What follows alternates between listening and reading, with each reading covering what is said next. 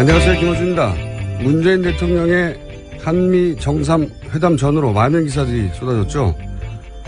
문정인 특보의 발언으로 한미 동맹이 위기에 처했고 트럼프가 격노했다는 기사를 필두로 스티브 셰벗 하원 의원의 사드와 주한미군 중 선택하라는 발언의 소개 기사까지 마치 한미 정상회담의 성패는 사드에 달린 것처럼 구는 그런 기사가 넘쳤습니다.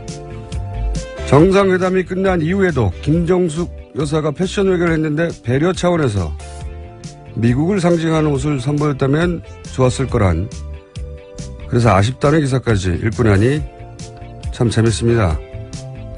문정인 특보가 했던 말은 정상회담의 정신과 결과에 고스란히 담겼고, 스티브 셰벗은 문 대통령과의 상하원 지도자 간담회에 참석도 못하는 의원이었으며 미국을 상징하는 옷을 선보였으면 좋았을 거라는 주문에 이르면 우습습니다. 위클릭스가 폭로한 2006년 미 외교 전문의 버시바우 주한미 대사는 반기문 당시 외교부 장관을 이렇게 표현했습니다. 미국의 모든 것에 동조하는 게 자연스럽다. 교육받은 한국인의 전형적인 모습이다. 버시바우가 2017년에 이 기사들을 봤으면 아마 이런 말을 하겠죠. 여전하네. 김원준 생각이었습니다.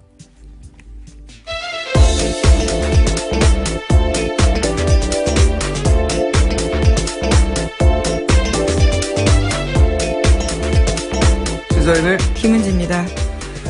네, 이제 첫 정상회담을 마치고 돌아왔으니까 기사가 많이 쏟아졌겠죠. 네, 문재인 대통령 방미 마지막 날 미국에서 특파원들과 만나서 소회도 밝혔습니다. 이번 회담에서 한미동맹의 굳건함을 확인하고 정상 간의 우위와 신뢰를 쌓았다, 이렇게 평가했습니다. 또 한국이 남북대화를 주도해야 한다는 것도, 사드 배치의 민주적 절차가 필요한 것도 트럼프 대통령과 미국 정부가 당연한 주장으로 받아들였다라고 밝혔습니다. 동포 간담회에서도 미국에 와서 한국의 위상이 달라졌음을 확인했다고 말했습니다. 그렇군요. 뭐 본인이 한 회담이니까요. 네, 잘했다고 해야죠. 이건 당연한 이야기고, 실제 회담이 어땠는지는 저희가 오늘 2부에서 미국에서 교민들의 반응, 그리고 국내 전문가와 함께 얘기를 나눠보겠습니다. 자, 관련 뉴스들이 참 재밌긴 했어요. 예를 들어서 옷 이야기, 그 기사 보셨어요? 네, 봤습니다. 굉장히 재밌는 뉴스였어요. 그러니까 미국을 상징하는 옷을 입고 갔으면 좋았을 거라, 이런 기사잖아요. 예. 네, 베스트 댓글에서 그럼 일본 가면 기모노를 입어야 되냐, 이런 식의 이야기들도 있었습니다. 이게 잘못된 인식이죠. 배려해야 하는 쪽은 먼 길을 온 손님을 맞이하는 집주인이 배려하는 거죠. 예. 손님이 집주인 마음에 들으려고 그 나라 옷을 입고 간다는 게 많이 되나요? 미국 상징 옷은 뭔가요? 리바이스 폴로 이런 거죠. 예. 리바이스 폴로 셔츠 입고 양키즈 모자를 쓰고 갔어야 한다는 건지. 미국 중심 사고, 미국이 잘 보여야 한다는 이런 식을 하니까 이제 그런 발상이 나오는 거죠. 큰 문제 의식 없이 그런 기사를 썼을 텐데. 네, 오히려 미국에서는 우리가 입은 옷이 예쁘다면서 칭찬을 하자 오히려 김정숙 여사가 전해주기도 했던 일이 있었죠. 그게 너무 당연한 것 같은데, 한복 입고 간 것을 보고 미국을 상징하는 옷을 입고 갔으면 좋았을 거라고 하는 상상을 한다는 게, 그리고 그 기사를 쓰고 그게 이제 데스크를 통과한다는 게 전 너무 웃깁니다. 예. 우리가 그만큼 미국에 잘 보여야 하고 미국이 어떻게 생각할까 관점에서 사안을 본다는 거죠. 바보같이. 자, 다음 뉴스는요? 네, 문재인 대통령 이번 한미 정상회담을 통해서 북핵 문제와 통일 논의의 주도권을 확보한 성과를 거뒀다라는 평가를 받습니다. 하지만 한미 FTA 재협상과 방위비 분담금 문제가 공론화된 것이 과제로 남게 되었다라는 평가도 있습니다. 이건 이제 트럼프 대통령이 사실은 본인의 대선 과정 중에 끊임없이 반복해서 제기했던 문제죠, 이게. 예. 그래서 또 한 번 언급을, 사실은 합의문에는 없는데, 공동성명. 이제 합의문, 공동성명 발표하기 전에 자국 언론을 향해서, 자국 국민들을 향해서 광을 판 거죠. 예. 그렇다고 저는 보여지는데, 이게 합의가 되지 않은 상황이었다는 거는 이제 같이 갔던 김경수 의원이 비하인드 스토리로 SNS에 페이스북에 올리면서 드러나게 됐죠. 예. 네, 한미 공동성명 발표가 7시간 지연됐는데 그 당시의 이야기를 자신의 페이스북에다가 썼습니다. 7시간이 7년 같았다라는 건데요. 한미 공동성명은 대통령 스스로 높게 평가할 정도로 심려를 기울인 작품이고 그 과정에서 해프닝도 있었다라고 이야기했습니다. 문재인 대통령은 공동성명이 발표된다는 걸 전제로 언론 발표문 작성했는데 그렇기 때문에 공동성명에는 우리 요구가 충분히 담겨있기 때문에 언론 발표문에는 원론적인 언급만 했다고 밝혔습니다. 반면에 트럼프 대통령은 공동성명에 담겨있지 않은 한미 FTA 재협상을 포함한 여러 가지 문제들을 구체적으로 언급했는데 언론이 언론 발표문만 기사로 써내고 있어서 공동성명 발표가 늦어진 거에 대해서 애가 탔다라는 이야기를 했습니다. 그렇군요. 7시간. 그 사이에 이제 트럼프 대통령이 FTA 얘기를 하고 그랬던 거죠. 근데 이제 발언 내용도 사실은 전혀 사실관계가 맞지 않았어요. 예, 트럼프 대통령이 뭐라고 그랬냐면은, 만료됐다고 말을 했죠. FTA가. 네, 재협상을 이제 시작해야 된다. 뭐 시기가 끝났다라는 식이었는데요. 만료됐고, 그게 벌써 2주 전에 만료됐고, FTA는 만료되는 게 아닙니다. 일종의 가짜뉴스죠. 네, 본인 입으로 말했는데, 만료됐고, 재협상도 시작됐고, 둘 다 사실관계가 틀린 이야기고, 그리고 FTA 발언한 것에 대해서, 우리나라에서는, 우리 언론들은 이제 뭐 한미 동맹을 굳건해야 한 대가로 FTA를 내줬다 이런 식으로 그 정상회담의 성과가 이제 그 성과도 있고 숙제도 있고 이렇게 마치 냉정한 듯이 그렇게 말하는 것이 객관적인 듯이 말하나 실제 미국 언론들은 이 FTA 발언에 대해서 비판이 많아요. 네. 네, 뉴욕타임스가 현지 시각으로 1일에 이런 보도를 했는데요. 중국으로부터 사드와 관련된 집중 보복을 당하고 있는 한국은 트럼프의 무역 강경책에 놀라고 있다라고 했습니다. 또 미국의 대한무역 적자가 지난해 270억 달러에 달했지만 2011년 그러니까 한미 FTA 발효 전에는 그 2배가 넘었다라고 지적했습니다. LA타임스도 비슷한 보도를 했는데요. 한미 FTA 재협상은 북핵 문제로 민감한 시기에 동맹국을 도발하는 것으로 비칠 수 있다라고 비판했습니다. 로이터 통신 또한 무역 불균형 문제를 매우 거칠게 트럼프 대통령이 제기했고 이런 공개적인 불만 토론은 현명하지 못하다라고 평가했습니다. 이게 사실은 뭐 이런 얘기죠. 사드로 미국이 전략적 이득을 얻었으면 사드 때문에 중국의 경제 보복을 당하는 한국이 그러면 안 된다. 한국이 그러면 화가 나거나 아니면 이거 결례라고 생각하거나 뭐 그렇게 생각하지 않겠냐. 이런 말을 우리 언론이 해야 되는 거예요. 우리 언론이 아니 사드 배치로 자신들이 전략적인 이득을 얻었으면 중국과 지금 굉장히 경제보복 때문에 힘들어하는데 그러지 말라고 우리 언론이 백업해줘야 되는데 우리 언론은 그러지 않고 미국 언론이 이러고 있는 겁니다. 우리 언론이 미국보다 더 미국적인 거예요. 네. 심지어 미국 온라인 매체인 복수에서는 트럼프 대통령이 무역 적자와 재정 적자를 헷갈려서 거꾸로 말했다라는 지적도 했습니다. 그런 얘기 했죠. 네. 지금 무역 적자 때문에 우리가 20조 달러의 적자가 생긴다고. 근데 이게 20조 달러는 재정 적자고 무역 적자는 5천억 달러밖에 안 되거든요. 네. 그래서 이 매체 복수는 아마도 CNBC인가요? 거기서 나온 보도를 받아 쓴 걸 거예요. 거기서 humiliating 아주 창피한 실수를 한국 대통령 앞에서 우리 대통령이 했다. 이런 식으로 보도를 했죠. 무역 적자와 재정 적자도 구분 못하는. 그러니까 FTA가 끝났다는 말도 사실관계가 틀린 얘기지만 2주 전에 만료됐다고. 그러면서 예를 든 것도 사실관계가 전혀 다른 거라 미국 내에서 하여튼 비판받는 얘기입니다. 그럼에도 불구하고 어쨌든 FTA 얘기를 하긴 하겠죠. 네. 자, 이 이야기는 저희가 잠시 후에 전문가들 모시고 나눠보기로 하겠고 다음 뉴스는 뭡니까? 네, 국민의당 소식입니다. 국민의당 진상조사단이 어제 안철수 전 대표 대면 조사했습니다. 안철수 전 대표는 문준용 씨 의혹 관련 폭로가 있다는 것만 알았고 증거 조작은 전혀 몰랐다라고 밝혔습니다. 또 당시 매일 뚜벅이 유세 중이어서 보고받거나 지시할 겨를도 없었다라고 해명했다고 합니다. 국민의당은 이유미 씨의 단독 범행으로 잠정 결론 내렸다라고 전해지는데요. 박주성 국민의당 비상대책위원장은 가짜 제보 사건으로 국민도 속았고 국민의당도 속았다라고 말했습니다. 많이 듣던 표현이네요. 예. 네, 익숙한 말이죠. 저는 뭐 안철수 전 대표가 몰랐을 거라고 생각합니다. 사전에 조작을 알고도 발표하게 하기에는 너무 위험하죠. 예. 그런데 이제 이 말을 하면서 보도에 따르면 답답하다 그게 도움이 되겠느냐. 당시 그랬다는 거 아닙니까? 이 녹취록 관련한 기자회견. 그러니까 이제 선거가 네거티브로 흐르는 걸 탐탁치 않아 했다. 반대했다. 이런 보도가 있었는데 그게 이제 보도로만 전해졌기 때문에 실제 안철수 전 대표가 그런 말을 했는지 아닌지는 모르겠으나 여하간 뭐 그 측에서 그런 말이 나왔기 때문에 그런 보도가 이루어졌겠죠. 근데 저는 사실 이 말은 믿기지가 않습니다. 이게 후보 중심으로 치러진 선거였거든요. 정당이 탄생한 지 얼마 안 돼서 조직이 아니라. 선거를 나흘 남기고 이제 결정적 녹취록 그 선거 내내 소위 공격하던 포인트인데 그게 이제 녹취록까지 나와서 기자회견을 해요.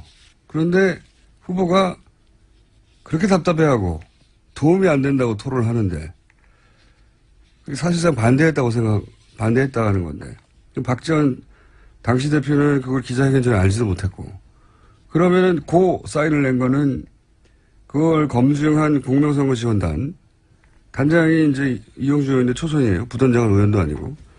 그러니까 당대표는 모르고 후보는 도움이 안 된다고 반대한 걸 이게 강행이 그렇게 됐다는 건가요? 네, 저는 그 부분 납득이 안 됩니다. 누군가 했다는 거잖아요. 네, 그래서 검찰이 오늘 윗선 조사 시작합니다. 그 후보는 나는 싫다고 하고 당대표는 모르는데 그러니까 결재받을 곳이 없는데 했다는 건 이거는 전 납득이 안 갑니다. 자, 하지만 이렇게 말하지 않을 수 없죠. 예. 다음 뉴스는요? 네, 이준서 전 국민의당 최고위원이 오늘 오전 10시에 피해자 신분으로 검찰에 소환됩니다. 이 전 최고위원은 앞서 구속된 이유미 씨의 진술을 통해서 윗선으로 지목되었습니다. 또 검찰은 김인원 전 공명선거 추진단 부단장과 김성호 전 부단장도 오늘 오후에 소환합니다. 이유미 씨가 이제 또 다시 이유미 씨가 보도에 따르면은 안철수 전 대표에게 두렵다, 죽고 싶다, 도와달라는 얘기죠. 이런 문자를 보냈는데 당시 문자를 받은 안철수 전 대표가 무슨 의미인지 몰라서 답을 하지 않았다 확인을 했지만 이런 말을 또 역시 보도가 된 건데 예. 본인이 이제 마이크 앞에서 직접 한 말이 아니어서 보도된 걸로만 이런 말을 했다면 저는 이것도 좀 납득이 안 가는 게 이미 이제 토크 콘서트 때부터 알던 사람이 죽겠다고 하는데 무슨 말인지 몰라서 답을 안 하나요? 이럴 때는 물어보죠. 왜냐고. 그렇지 않습니까? 그렇죠. 아무래도요. 예, 답을 안 했다는 건 이때 답을 하면 안 된다는 걸 알았다고 받아들여야지 무슨 말인지 몰라서 답을 안 했다는 건 좀 납득이 좀 안 갑니다. 죽겠다는데 어디 놀러 가자는 것도 아니고 예. 이상한 일입니다. 예. 자, 다음 뉴스는요. 네, 박근혜 최순실 씨 재판 관련된 내용입니다. 삼성 쪽은 특검이 주장하는 말 교환 계약 의혹과 관련해서 이것을 반박하는 증거를 재판부에 제출하고 의견을 제시했습니다. 삼성 변호인단은 지난 30일에 말 비타나 V와 라우싱 등 마필 매매 계약 해지 확인서를 공개했습니다. 최순실 씨 쪽에다가 단 한 번도 말 소유권 넘겨준 적 없다라는 증거라는 겁니다. 이게 이제 말 세탁 관련해서 반박 증거라는 거예요. 간단하게 말하면은 소유권이 최순실에게 넘어갔으므로 비밀계약서, 드러난 비밀계약서상 이것은 뇌물이다. 이렇게 특검이 얘기를 한단 말이죠. 거기에 대해서 삼성이 한 일이 뭐냐. 이게 이제 이 기사를 보면 대체 뭘 말하는지 잘 몰라요. 간단하게 요약하면 이겁니다. 자기들이 그때 팔았던 매매 계약을 해지해서 돌려받았으니까 이걸 봐라. 원래 내 거니까 돌려받았지 않겠냐. 이런 말이거든요. 저는 이런 희한한 논리는 처음 들어봐요. 매매 계약 해지라는 용어도 처음 들어봅니다. 매매를 했으면 다시 구입을 하는 거죠. 구입 계약이 있는 거죠. 매매 계약서에 뭐 예를 들어서 1년 있다가 무슨 사고가 생기면 해지한다 이런 게 있습니까? 매매했는데 그 매매는 말이 다른 데 팔리면 어떡합니까 그러면? 그렇잖아요? 매매 계약 해지란 용어도 말이 안 돼요. 예, 해지 시점도 이상합니다. 최근이거든요. 5월 24일인데요. 특검 쪽에서는 재판 증거 내기 위해서 이렇게 한 거 아니냐라고 반박하고 그러니까 있습니다. 팔았던 걸 되샀다고 하면 말이 되죠. 매매를 했는데 해지를 하면 되돌려 받는다. 이게 말이 안 되잖아요. 매매를 했으면 그 말이 거기 없을 수도 있어요. 그렇지 않습니까? 자기 마음대로 할 수 있는 거죠. 샀으니까 그쪽 산 쪽에서는. 매매 계약 해지라는 단어는 매매를 계약하는 체결 당시에 완전히 도장 찍기 전에 혹은 도장 찍은 직후에 무슨 사안을 가지고 해지하거나 말거나 하는 거죠. 말 팔고 난 지 1년 있다가 해지가 어딨어요. 요거도 말이 안 되고요. 이걸 돌려받았다는 게 자기 소유권을 인정받는 게 아니죠. 소유권이 넘어갔다가 샀다고 할 수는 있죠. 재구매. 그러니까 그 사이에 무슨 일이 있었는지를 입증하는 증거가 아니에요. 당연히. 그 사이에 비밀계약서에 의해서 최순실에게 넘어갔는지 아닌지를 입증할 수 있는 증거가 아니란 말이죠. 근데 이 해지 계약서로 말이 되돌아왔으니까 원래부터 내 거다라고 지금 주장하고 있는 겁니다. 정말 희한한 주장이에요, 이게. 왜 희한하다고 언론이 보도를 안 하나 몰라요. 진짜 희한하지 않습니까? 내가 물건을 팔았어요, 중고시장에. 근데 그거를 해지하고 1년 있다가 다시 되돌려받았으면 이게 원래 내 거였다는 주장 근거가 됩니까? 안 되잖아요. 중간에 무슨 일이 있었는지 입증할 수가 없어요. 그거 가지고는. 되산거죠, 되산거. 그렇게 생각해야 하는데, 이게 정말 이상한 주장이라는 보도가 없어요. 저는 너무 이상한 주장이라고 봅니다, 이게. 예. 설사 이 계약서에 애초에 1년 있다가 원하면 되돌려 받는다라고 하는 조항이 있다 하더라도 그 사이에 있었던 일을 입증할 수는 없잖아요. 네, 그렇죠. 그 사이에 실제로 정유아 씨가 또 그 말을 탔고요. 네. 그리고 이제 봐라 공식적으로 말값을 안 줬지라고 할 수 있어요. 말 세탁이 이루어졌기 때문이지 그러니까 않습니까? 이제 말 파는 예. 말을 줬고 그 말 상인으로부터 돈을 받았어야 되는데 우리가 받은 흔적이 없지 않냐라고 혹은 흔적이 있지 않냐 뭐 이런 걸 동시에 내놔야 하는데 그게 나오면 또 다시 얘기를 나누죠. 예. 하나 정도 더 언급할 수 있을 것 같습니다. 네, 박근혜 전 대통령이 검찰 조사에서 한 말을 채널A가 보도했습니다. 박 전 대통령이 안종범 전 수석은 그렇게 기를 쓰고 재단을 만드는 게 충성이라고 생각했는지 모르겠다면서 안 전 수석에게 책임을 떠넘겼다라고 합니다. 그러니까 재단을 안전모 수석이 충성하느라고 만들었다는 얘기죠, 이게. 예, 기를 쓰고 재단을 만들려고 했다라고 합니다. 기를 쓰고. 그러니까 재판하는데 이 재단을 누가 주도로 만들었냐 그랬더니 박근혜 전 대통령이 이건 안정보 수석이 기를 쓰고 만들려고 했고. 예, 검찰에서요. 아직 재판에서는 그런 진술을 한 건 아니고요. 그런 재판 내용이 일부 나오거든요. 네. 아니, 그 검찰 진술 내용이. 기를 쓰고 안정보 수석이 하려고 했다는 거잖아요. 예. 그게 충성이라고 생각했는지 모르겠다라는 말도 덧붙였습니다. 이게 믿겨질 거라고 생각했을까요?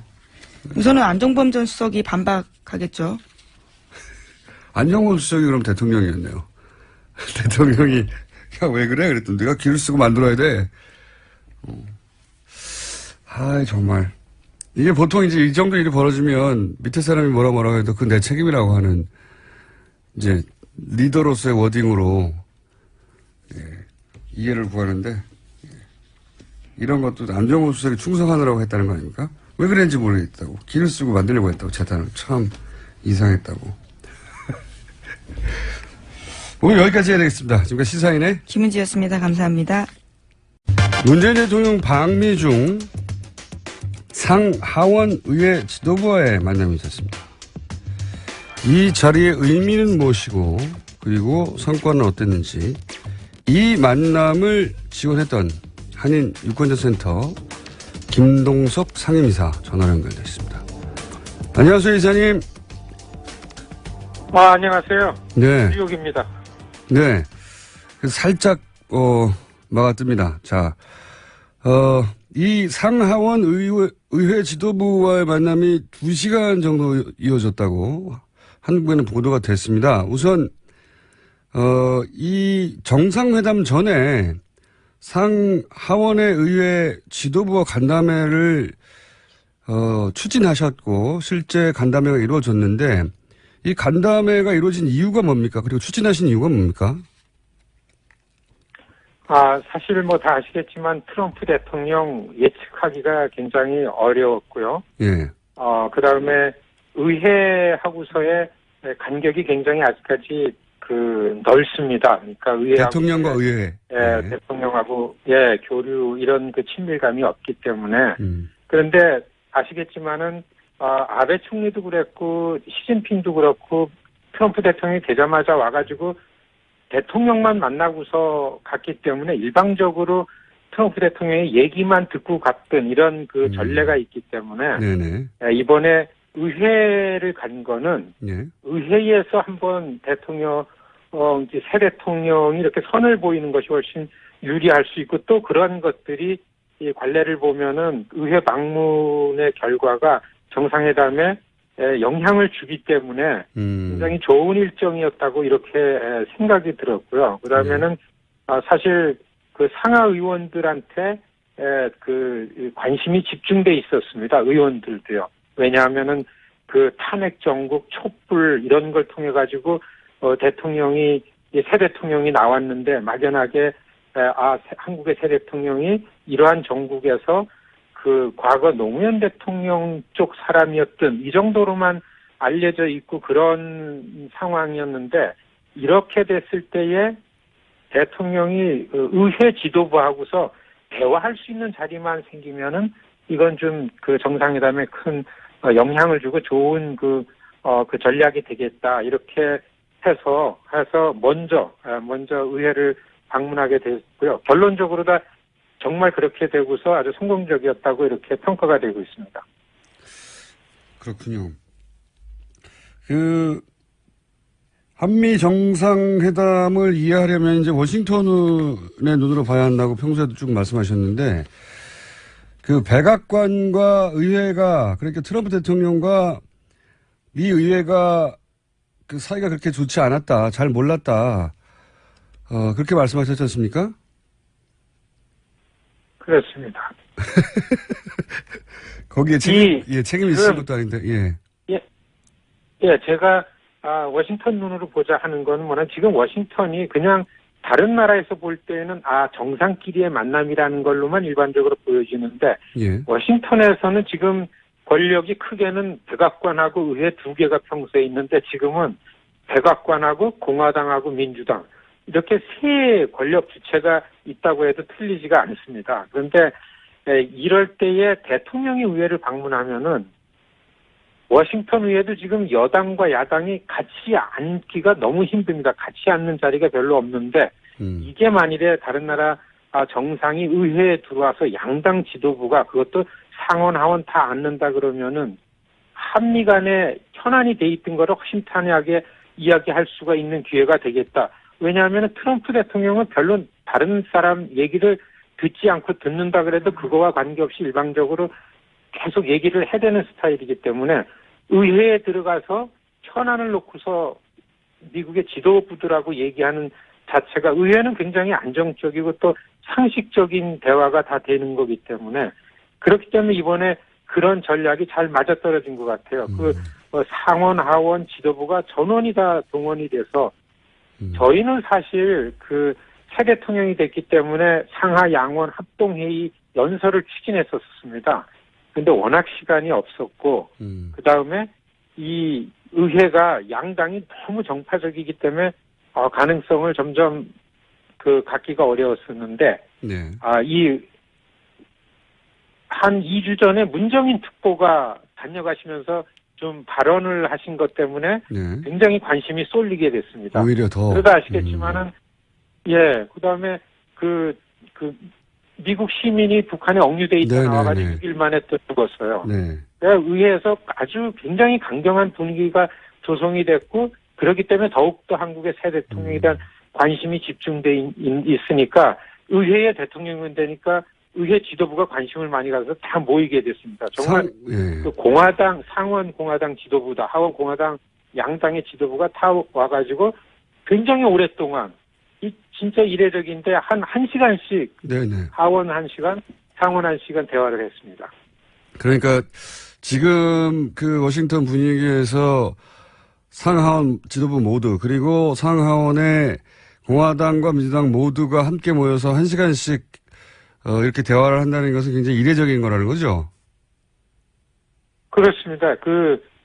그리고 대통령한테 질문이 한 20여 개 이상이 쏟아진 질문을 굉장히 차분하게 다 받아내고 그 결과가 특별히 하원 의장이 그 문재인 대통령하고 간담회 끝난 다음에 상원도 다 끝난 다음에 그 내용을 종합해서 그 성명을 낼 정도였었습니다. 안심해도 되고 우리가 갖고 있던 그런 생각이 아니고 이 새 대통령하고 한미 관계가 탄탄하다는 거를 이런 것들을 우리가 확인할 수 있었다라는 내용이 이제 그 이튿날 예정된 정상회담 쪽에 이렇게 전달이 된 거죠. 그렇군요. 그렇기 때문에 네. 이사님은 이제 의회 방문이 성공적이라고 보시는 건데 그러면 어떤 걸 물었고 어떻게 답했길래 성공적이라고 보시는 겁니까?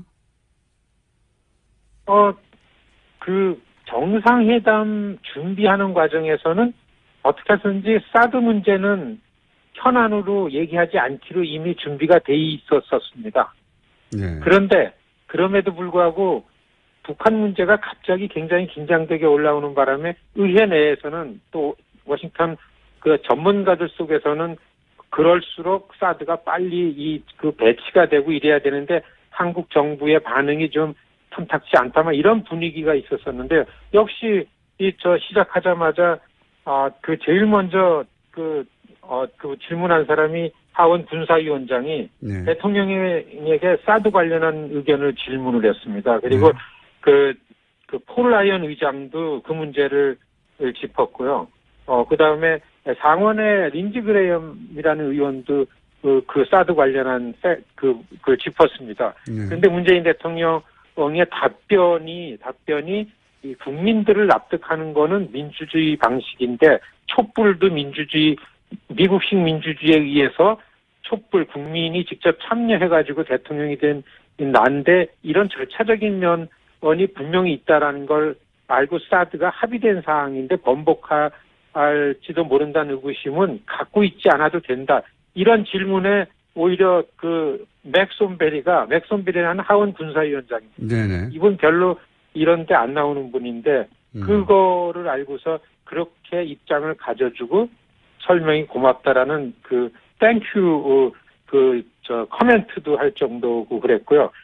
그다음에 개성공단에 관한 문제도 나왔고 평창올림픽이 북한을 초청했는데 그게 북에다가 좀 좋지 않은 시그널을 주는 거 아니냐 이런 질문도 나왔고서요.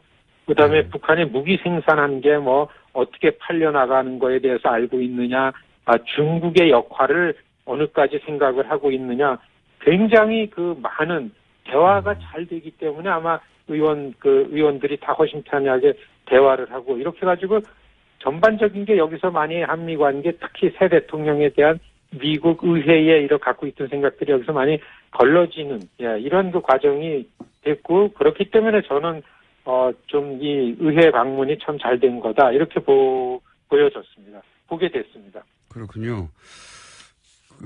폴 라이언이면 하원 의장이지 않습니까? 그렇습니다. 네. 방금 말씀하신 펠로시는 민주당 대표 아닌가요? 네. 네, 그러니까 하원에서는 폴 라이언 의장이 의장이고 넘버원이고 민주당 쪽에 낸시 펠로시가 대표고 그다음에 케빈 메카티라는 공화당 대표도 참가했고요. 스탠리 호이어라는 민주당 원내대표도 참가를 했고 그다음에 에드 로이스 외교위원장, 엘리엇 앵겔이라는 민주당 외교위원회 간사, 군사위원회 위원장 간사, 그다음에 상원에서는 미치 매코넬이라는 대표요. 그다음에 민주당 대표인 찰스 슈머. 사실 상원에서 여야 대표들이 다 앉는 자리가 트럼프 대통령 취임하고 나서 요번에 한 3번째인가 그렇다 그럽니다. 자기네들끼리도요. 그런데도 불구하고서 이게 북한 위협 그리고 그거에 관련한 이슈이기 때문에 한국의 대통령이 왔으니까 모이자 했는데 이게 그 여야가 다 한 자리에 모였기 때문에 굉장히 좋은 기회고 아시겠지만은 미국에 있는 우리 이 한인들은 한미 관계가 안정되고 이렇게 좀 평안해야 좋은데 그런 부분이 굉장히 긴장이 되고 이 우려가 막 됐었는데 대통령 한번 여기 다녀가고서 앞으로 저희 그 의회 관련해서 활동을 하고 있는데 제가 한 2주 동안 의회에서 이 새 대통령을 환영해달라, 환영 결의안을 내달라 이런 캠페인을 한 2주 동안 했었습니다. 네네. 이게 좀 힘들었는데 저는 목요일 오전에 대통령 의회 방문으로 힘든 거 그냥 다 잊어버렸습니다. 그렇군요. 그러니까 워싱턴에서 지금 같이 운동하시는 분과 그리고 황임 이사님이 추진했던 이 만남은 굉장히 성공적으로 끝났다는 게 이사님의 평가이기도 하고 그리고 공화당 민주당 의원들의 반응이기도 합니까? 혹시 들어보셨습니까? 그렇죠. 당장에 저희가 이걸 이제 프레스를 했는데 한인 밀집 지역에 지역구 있는 의원들은 새 대통령 환영하고 너무 안정되고 좋다라는 그런 의견을 내기 시작했고, 정말 처음에 저희가 이런 환영 결의안 낼 때는 좀 냉랭했었습니다. 쉽지가 않았습니다. 저희가 이걸 몬비어 사건도 있었고요. 예. 그렇죠. 예. 아주 북에 대해서는 그리고 한국의 새 대통령이 북에 대한 안보적인 유연성을 강조한다 했기 때문에 더 긴장이 됐었는데 그걸 했기 때문에 아마 정상회담에서 그 북한 관련해서 지금 한국 미디어에서 평가되는 게 훨씬 더 유연성, 주도권을 가졌다라는 게 틀리지 않고 그럴 수 있었던 거는 의회에서 이미 이 대화를 통해 가지고 의회 지도부들이 다 이해됐기 때문에 그렇게 되지 않았나 그렇게 생각됩니다. 알겠습니다. 그리고 이제 초반에 화제가 됐던 게 이제 방문의 첫 일정이 장진호 전투 기념비 방문이어서요. 저희 국내 언론에서는 미국 해병대 홈페이지의 반응을 보고 이 장진호 전투 기념비가 해병대 사이에서는 큰 반향을 불러일으키구나 정도로 보도가 됐는데 미국에서 보시기에는 어떻습니까? 이 장진호 전투 기념비를 방문한 것이 실제 워싱턴에 어떤 일정 정도 영향을 미쳤습니까? 아니면 이건 그냥 해병대 정도의 반응인가요? 사실 요번에 대통령 방미 직전에 인도 나렌드라 총리가 이틀 왔었습니다. 네. 그때서부터 외국 정상들이 이제 워싱턴 오는 게 그 미디어들 반응이 별로 없습니다. 전혀 이제 안 되고 있기 시작했는데 이 문재인 대통령께서 워싱턴 방문한 것 중에 가장 미디어에 많이 커버된 게 이제 그 해병대 박물관에 가서 장진호 전투 기념비 헌화한 거요. 거기에서 대통령께서 그렇게 피난민, 미군이 미 해병대가 구해준 피난민인의 아들이 지금 대통령이 돼서 왔다. 내가 그런 사람이다. 이런 발언을 하지 않았습니까? 저희는 사실 그 내용이 나오자마자 그거를 써가지고서 의원들한테 그 다음날 의회 방문이 있기 때문에 의원 보좌관들한테 다 보냈습니다. 이제 우리 캠페인을. 그런데 그게 얘기거리가 되고 많이 보도가 되고 사실 아시겠지만 그런 부분들이 굉장히 주목을 받고 인기입니다. 그래서 마침 우리 지역구에 있는 하원 아주 거물급인데 저희한테 이메일 보내는데 이런 스토리가 있었구나라고 하면서 나는 한국의 새 대통령을 미국이 환영을 하고 왜냐하면 이런 발언들을 의회 기록물에 남기려고 그런다 이런 대답도 받고 그럴 정도로 해병대 기념비 장진호 전투 기념비 방문한 거는 굉장히 잘하고 아주 신선하게요. 굉장히 말씀을 잘하신 거 아닌가 이렇게 보여집니다. 알겠습니다. 마지막으로 한 가지만 더 질문드리겠습니다. 이건 이제 이사님께 듣고 싶은 이야기들은 이제 국내 언론에서는 커버하지 못하는 현지에서의 분위기를 제가 듣고 싶어서 그런 건데 이번 방문이 현지 교민들에게는 이 정상회담이 어떤 의미를 가졌습니까? 말씀하신 그런 결과가? 사실 미국의 한인 교민들은 어떤 분이 대통령이든 하여튼 미국에 찾아오면은 이게 사실 시집 온 사람들의 친정 부모가 오는 것 같은 그런 느낌이지 않습니까? 그렇기 때문에 누가 오든 많이 환영을 하는데 이번에는 자발적 환영대가 진짜 많았습니다. 이전에는 한국에 새 대통령이 온다 그러면은 네. 공관에서 이렇게 선정된 사람들이 모여서 있는데 그렇군요. 이번에는 워싱턴인데도요. 전국에서 그냥 그 비행기 타고 서로에 뭐 초청받지 받건 안 받았건 지나다니는 이런 길에 이렇게 현수막 누가 보면 진짜 뭐 관제 환영 인파처럼 절대 그럴 겨를이 없을 텐데 그래서 그리고 또 이런 게 있습니다. 교민들도 그렇겠지만은 미국 정치인들이 가장 긴장을 하고 겁먹는 거는 문재인 대통령이 국민 지지도가 높다는 겁니다. 트럼프 대통령하고 계속 비교를 하는 거예요. 예. 그런데 한국은 국민이 직접 탄핵을 하지 않았습니까? 지금 한쪽으로는 트럼프 탄핵 얘기가 나오지 않습니까? 예. 그렇기 때문에 국민 지지도가 높은 대통령이라는 것 때문에 아마 의회 방문했을 때 의원들이 이렇게 되게 무게 있게 지도부가 다 동원이 되고 그랬던 걸로 비춰주고 이전의 관례를 비교해 보면은 그런 이유가 분명히 있다고 보여집니다. 알겠습니다. 오늘은 여기까지만 듣고요. 저희가 조만간 다시 한번 시간을 마련해서 교민들 이야기도 좀 자세히 들어보고 싶습니다. 오늘은 여기까지 하겠습니다. 오늘 말씀 감사합니다. 네, 안녕히 계십시오. 네. 미주 한인 유권자센터의 김동석 상임이사였습니다.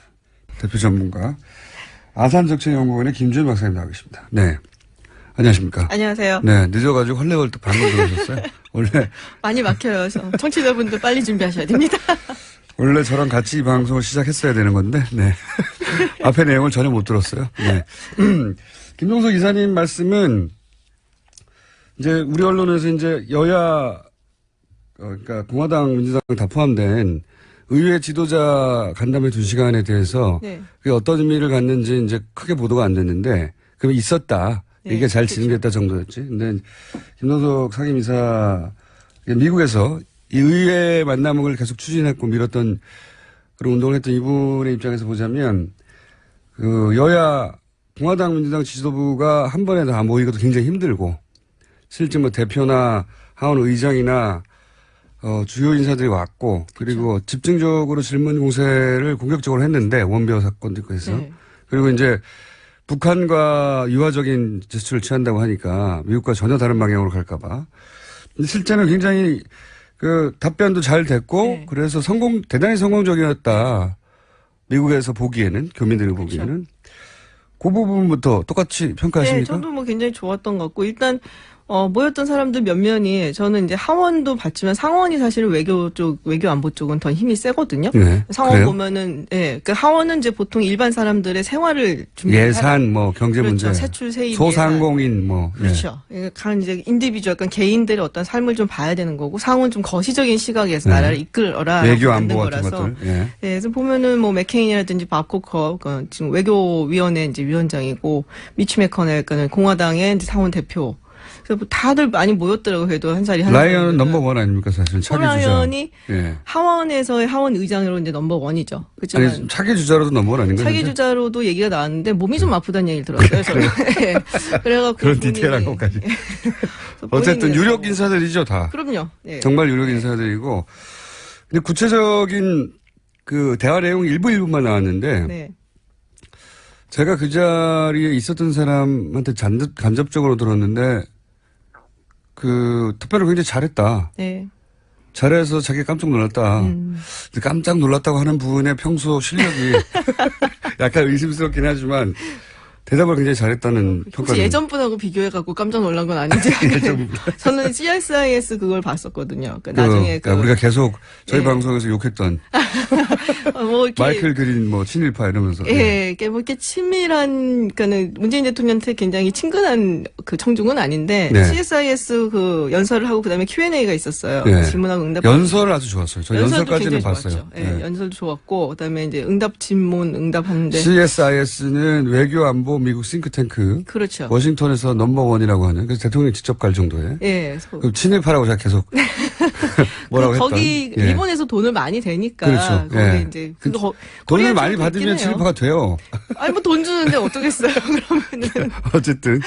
근데 질의응답을 한 4개 정도 했던 것 같아요. 네. 근데 뭐 답변 굉장히 잘하셨고, 그리고 이거는 이제 사전에 준비된 거는 분명히 아닌 것 같은 게 몇 번 자꾸 물어보셨어요. 뭐라고요? 잠깐만요. 기다려봐요. 그리고 질문이 사전 준비된 게 아니었다. 통역도 당황해갖고 이제 프로페서 문재인이라는 프로페서 문재인이라고 했습니까? 실수를 하기도 했고.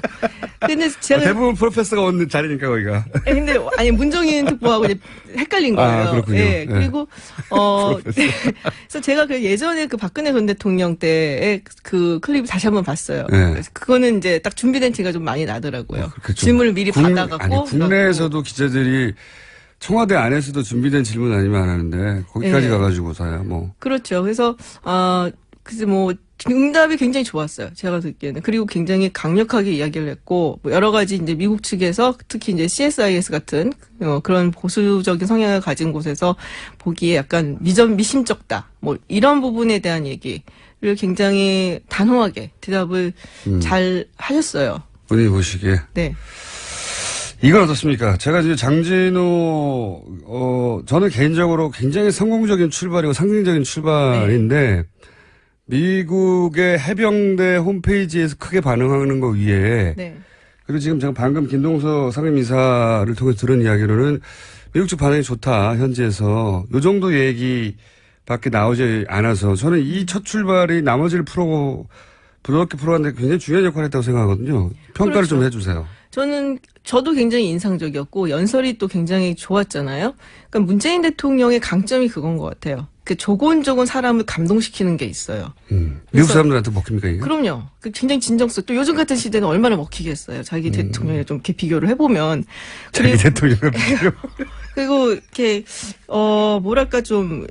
이게 이제 대통령이 가갖고 어떤 정책적인 이야기를 하는 것뿐만이 아니라 사실은 우리나라에서의 정상 회담의 데뷔전이다라고 얘기하는 거는 미국 사람들에게 문재인이라는 사람들을 보여주는 장이거든요. 그래서 그런 면에서 봤을 때 이걸 이제 공공외교라고 표현을 할 수가 있는데, 공공외교. 그러니까 굉장히 성공적이었다고 봐요 저는. 그러니까 우리나라 사람들이 그러니까는 오바마 대통령에 대해서 굉장히 좋은 이미지를 갖고 있잖아요. 그 연설 때문이죠. 첫 연설. 그렇죠. 예. 그리고 사실 오바마 전 대통령이 한국한테 굉장히 잘해준 건 없어요. 따지고 보면. 아니 대북 정책은 꽝이었어요. 완전 꽝이었죠. 그리고 가끔가다 뭐 우리나라 교육이 좋다는 이상한 말만 하면 우리 언론에서는 오바마가 우리 교육 시스템을 칭찬을 했대더라. 그러니까 우리 좋아하는 오바마의 것처럼 전략적 인내가 무슨 정책입니까? 그냥 아무것도 무시, 안 하는 건데. 네, 상무시 이거근데 그냥. 네. 그래서 이미지가 근데 워낙에 좋기 때문에 오바마 대통령이 뭘 해도 그냥 좋아 보이는. 그렇죠. 우리나라로 한정해서 얘기하면 세계적인 인기가 있는 대통령이지만 우리나라 특히 대북 정책에 관해서는 물론 뭐 상대방이 우리 보수 정권이었기 때문에 특히 그 기간 동안 딱히 할 수 있는 것도 많이 없었겠지만 대북 정책은 꽝이었어요. 그럼에도 불구하고 우리가 오바마 대통령 시절에 미국에 대한 어떤 호감도가 굉장히 높았고 오바마 대통령도 굉장히 좋아했고 이게 이제 대통령이 가지는 어떤 공공외교의 힘이거든요. 그렇죠. 그렇죠. 그런 의미에서 저는 문재인 대통령이 이번에 정말 성공적인 공공외교를 했다라고 생각을 해요. 공공외교. 그런 용어도 있군요. 공공외교. 네, 퍼블릭 디플로마시라고 합니다. 영어로. 전문 용어로. 네, 전문 용어로. 이렇게 대중을 상대로 해서 네. 그 이미지를 제고하기 위한 공공외교. 그렇죠. 국가 이미지도 같이 올라가는 거거든요. 그런 차원에서 볼 때는 굉장히 중요한 행사였다. 네. 트럼프 대통령도 이 장진호 연설에 대해서 언급을 했다고. 예, 굉장히 감동적이었다, 좋았다. 누가 봐도 사실 감동적이었죠. 거기서 눈물 짓는 노병들도 있었고, 그 드라마 같이 연출이 사실 이렇게 쫙 됐었잖아요. 그러니까 말이에요. 누가 이거 기획했는지 모르겠는데, 선수가 있는 게 틀림없어요. 한번 얘기한 적이 있는데.